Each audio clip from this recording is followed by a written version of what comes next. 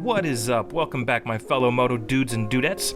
Faerodyn here with another DIY tutorial on how to upgrade your bike from stock incandescent turn signals to some fancy sequential LEDs using Project Scorpion here, my KTM RC390, to demonstrate on.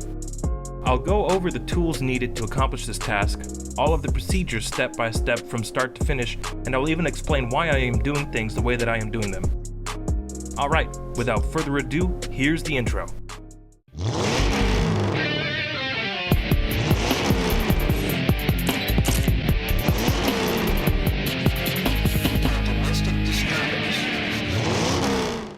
Alright folks, so one of the first problems you're probably going to run into when upgrading from your stock incandescent turn signals to LEDs is going to be something called hyperflash. Essentially what happens is, because the voltage is different from what the LEDs need or use, they end up flashing much faster than what they should be, and it looks kind of weird. And what I found in my case was, because I was switching to sequential turn signals, they were actually flashing out of order. I guess they probably had each one on a separate timer of some sorts, and so when they weren't flashing properly, they just started blinking all over the place, looking like a Christmas tree. So if you're in the same boat as me, don't fret. There are two quick and easy options to choose from to eliminate hyperflash. Your two main options are going to be relays and resistors.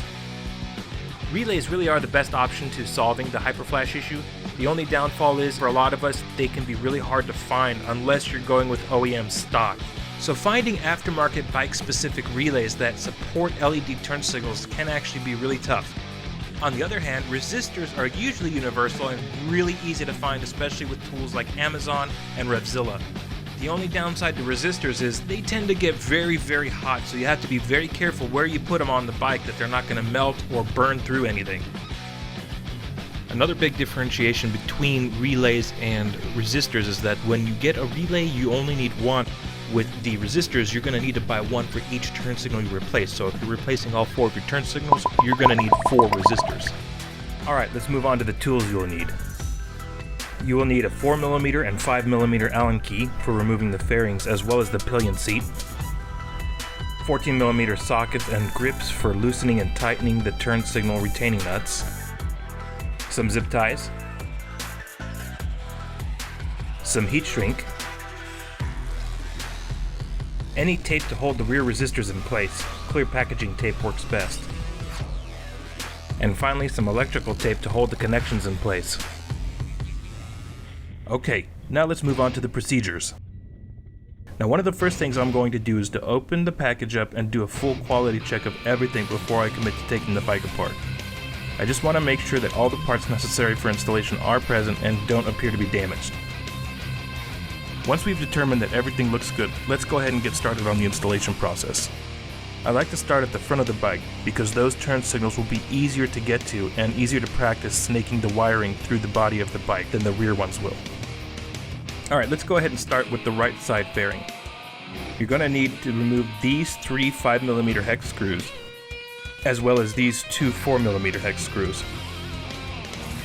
Once you remove all 5 hex screws, pull the plastic tab at the bottom of the fairing panel out of the rubber grommet of the belly pan. Don't forget to disconnect the turn signal wiring harness too. The fairing should now be completely free, and you can now work on removing the front turn signal from it. To remove the turn signal from the fairing, you'll need to get all the way down inside this deep recess with a 14mm socket or wrench. Here I'm using a deep 14mm socket from a socket wrench set. However, I need to feed the wire through the hole in the socket, so I can't actually use the socket wrench here, just the socket. To turn it, I'll need to use these channel locks. Once you finish loosening the nut, you'll be able to take off the old turn signal and put in the new turn signal. Alright, next, go ahead and fasten the resistor to a part of the frame close enough to the stock turn signal wiring so that you can make a connection. Pay close attention to where you place it so that it doesn't touch any other wires or anything that may melt if it gets too hot. I use zip ties here to hold it in place, but make sure if you're using plastic zip ties not to put them directly on the resistor. I put these on either side of the resistor on the wiring itself. Once the resistor is in place, connect it to the turn signal wire lead from the bike. Before you go through the trouble of putting everything back together and moving on to the next turn signal, I would just go ahead and start the bike up and test the turn signal to make sure it works. It may seem a bit tedious to test out each of the 4 turn signals before putting everything back together, but trust me, you don't want to put everything back together just to turn around and undo everything you did because something isn't working right. Now repeat the previous steps but for the left fairing. Remember, the left fairing also has the charcoal canister attached. Simply unhook the rubber strap and loosen the clamp holding the rubber tubes in place. Then pull them free from the fairing and let them hang down gently.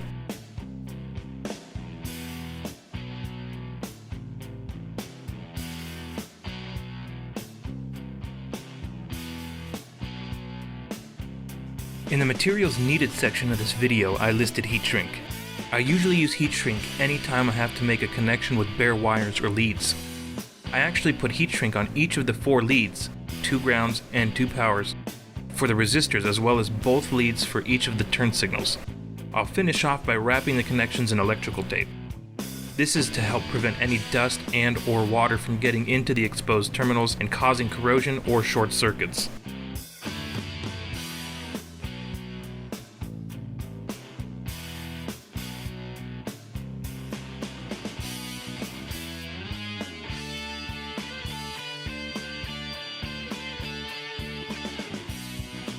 Okay, once you have both of the front turn signals installed and they are working properly, it's time to move on to the rear turn signals.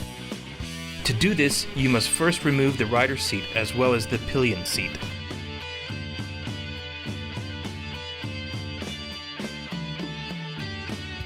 When isolating the wire connections in the wiring harness bundle, remember that you only need to disconnect the small green, gray, and red 2-pin connectors. Those 3 connectors are for the 2 rear turn signals as well as the license plate light. Go ahead and disconnect them before removing the rear fender.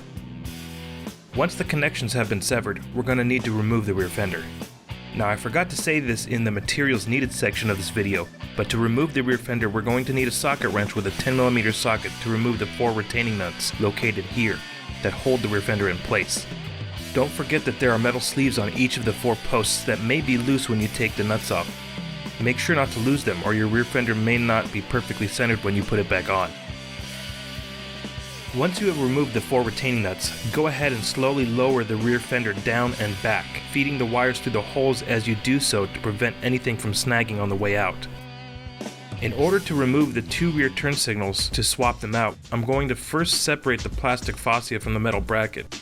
If your rear fender doesn't look quite like mine, that's okay. Mine is still the stock fender that I modified to be more compact like a tail tidy. Our ultimate goal here is to be able to loosen the nuts holding the turn signals in place. These 14mm nuts are much easier to get out than the front 2 were. Here I just use a 14mm combination wrench. Once they have been removed, swap out the stock turn signals for the aftermarket ones. As you tighten them down, make sure to adjust the rear turn signals to just the right angle so that they look even and are both pointed directly at the motors behind you.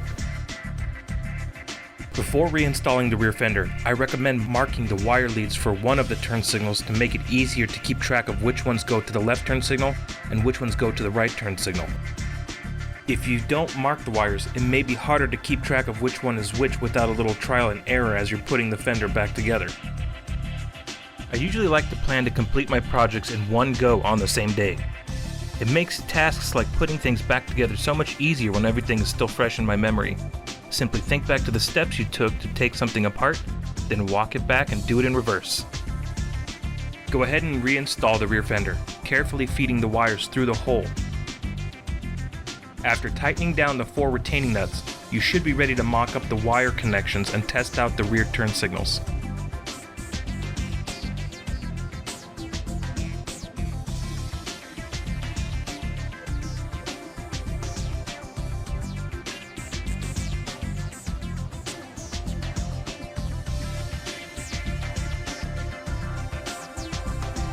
Here, I used masking tape to hold the resistors in place temporarily to make it easier to move things around and get everything situated just right.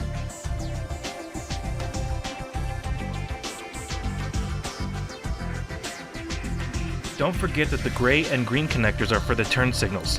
You might want to leave the red one disconnected for now until you are done mocking up the wiring for the turn signals and make sure that they are working properly. Just don't forget to reconnect it once you're done. You really want that license plate to be illuminated. For the record, I don't think it matters which of the leads you connect to the bike's connector and which one goes to the turn signal connectors. So long as you make sure to connect one red and one black wire to the bike, and one red and one black to the turn signal, the resistor should do its magic and light the turn signal up correctly.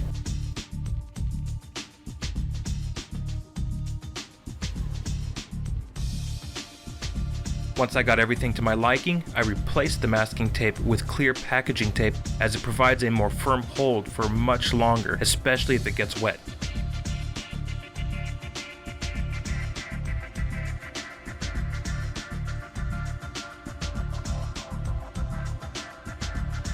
Okay fam, so something I wanted to go over real quick. As I was sitting here finishing everything up, I realized one critical thing.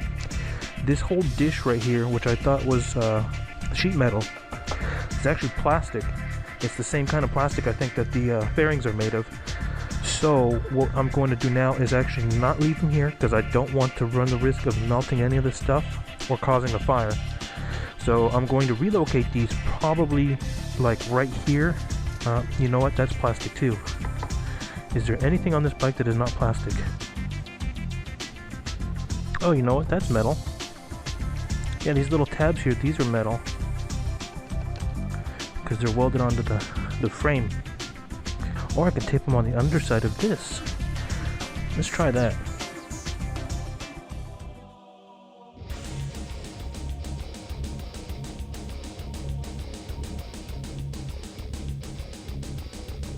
This part of the frame here and keep them wedged under there and free from the wires.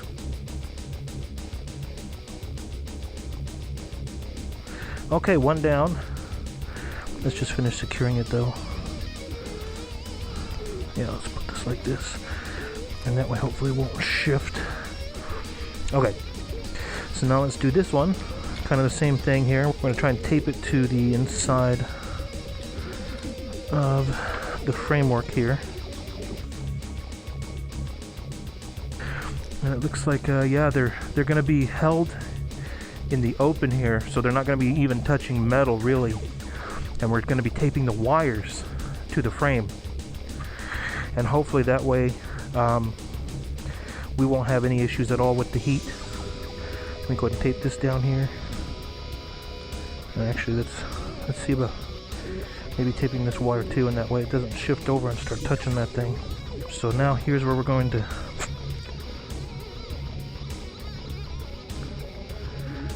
do that. Okay.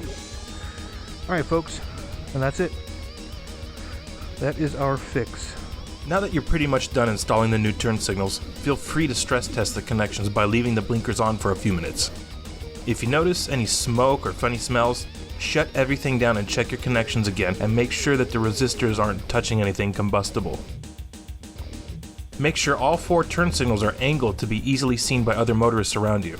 Remember, these are safety devices meant to communicate your intentions to the motorist around you. The more attention it grabs, the better. Congratulations! Your new LED turn signal should be installed and working like a charm. Folks, thank you so much for tuning into the channel. I hope this video helped to make installing your new turn signals a breeze. I know this whole COVID thing and the political poop storm have left us all wanting to stay away from other people.